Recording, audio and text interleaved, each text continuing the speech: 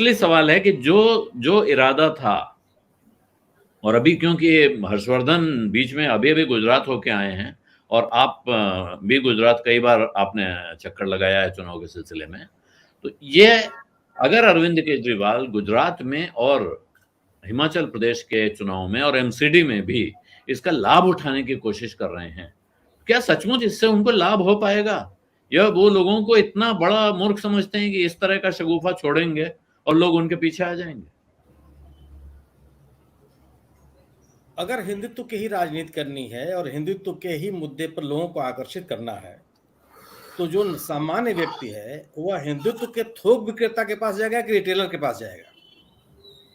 वहां तो बड़ी पार्टी बैठी हुई है जो इस एजेंडे पे काम कर रही है, वो एजेंडा उसका कोर एजेंडा है। तो क्यों लोग जाएंगे आम आदमी पार्टी के पास? आम आदमी पार्टी तो इस बात पे गई थी कि हम आपको बिजली मैं देंगे, एक सेकंड आपको टोक रहा हूं सुनील जी, लेकिन कहते हैं ना बूंद बूंद से सागर भरता है, और अरविंद केजरीवाल दिल्ली के बाद पंजाब में ये बात दिखा चुके हैं। पंजाब में पहले चुनाव में उनको खास सफलता हासिल नहीं हुई थी। दिल्ली में तो पहले ही चुनाव में जिसको कहते हैं छप्पर फाड़ जीत मिल गई थी, लेकिन पंजाब में एक बार नहीं मिली, और दूसरी बार जब कोई विश्लेषक ये नहीं गिन रहा था, लोग कह रहे थे कि हाँ कांग्रेस और भारतीय जनता पार्टी में मुकाबला है, तब आम आदमी पार्टी सरकार बना ले गई। तो कहीं जो उनकी रणनीति है कि एक एक करके अलग अलग जगह अलग एक खाना हासिल करो और धीरे धीरे जीतते चलो, कहीं ऐसा तो नहीं कि वो इस रणनीति पे चल रहे हैं कि ठीक है इस बार कुछ सीटें आ जाएं, पिछली बार 0 आई थी, इस बार 10-20 आ जाएं, फिर अगला चुनाव देखेंगे।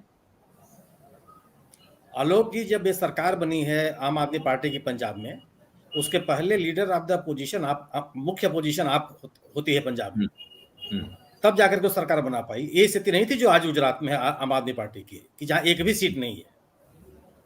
तो पिछले चुनाव में पंजाब में आम आदमी पार्टी की उपलब्धियां भारतीय जनता पार्टी और अकाली दल से बेहतर थी, और वह मुख्य विपक्ष था, और इस चुनाव में उन्होंने सरकार बना लिया। गुजरात में स्थिति नहीं है। गुजरात में तो आप मैं जानना चाहता हूं कि गुजरात में आम आदमी पार्टी को वोट कौन देगा, अगर आप इस मुद्दे की बात करते हैं।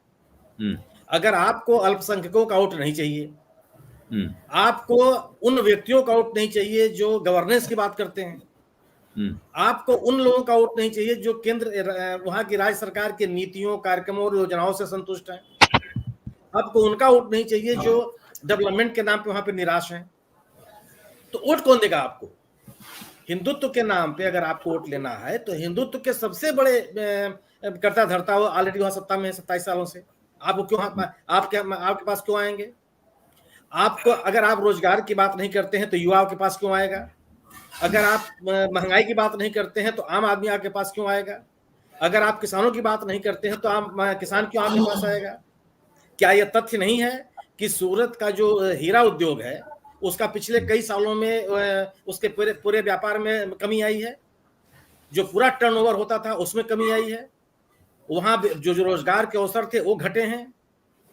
क्या यह तथ्य नहीं है कि सूरत में जो कपड़ा उद्योग है उसके पूरे टर्नओवर में कमी आई है, वहां रोजगार के अवसर घटे हैं, व्यापार की मात्रा घटी है?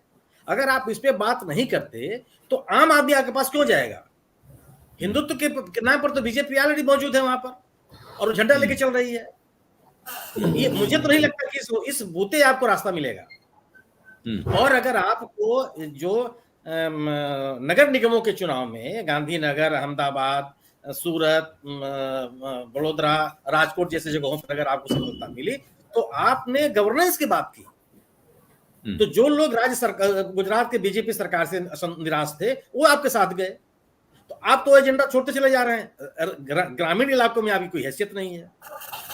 आप अच्छा संगठन की स्थिति अगर आप बात कीजिए तो आम आदमी पार्टी के संगठन में क्या स्थिति है?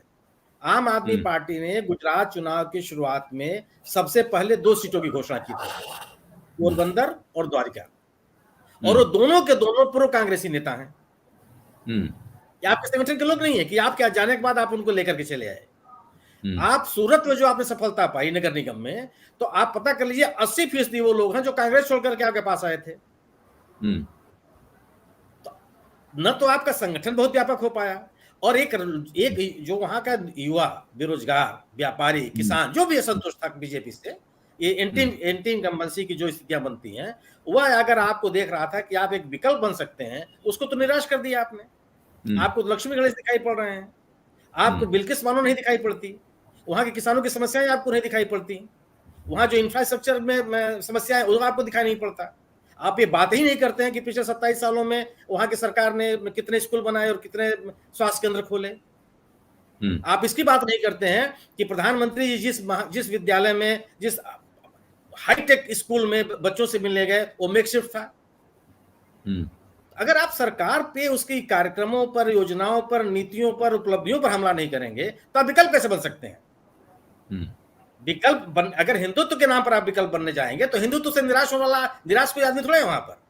जो हिंदुत्व के नाम पर किसी राजनीतिक दल के साथ हो सकता है, वो बीजेपी के साथ है, वो सबसे बड़े लंबरदार है। तो मुझे नहीं लगता कि इस रास्ते से आप जा सकते हैं। आप आपका कोई रास्ता भी गुजरात की राजनीति में हो सकता है।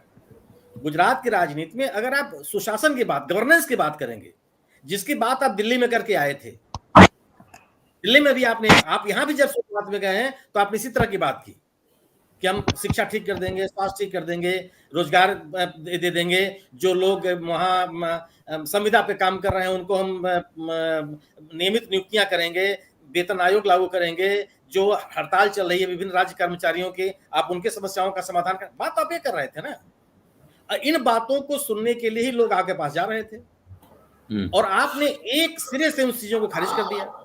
तो आप विकल्प कैसे बन सकते हैं? अगर आप सामान्य तरीके से अगर आप सोचिए तो क्यों, किस बिना पर आपके पास जाएगा आदमी? नहीं, ये बात ठीक कह रहे हैं। अब जो सवाल आप उठा रहे हैं, सत्य हिंदी का ऐप डाउनलोड करें गूगल प्ले स्टोर पर।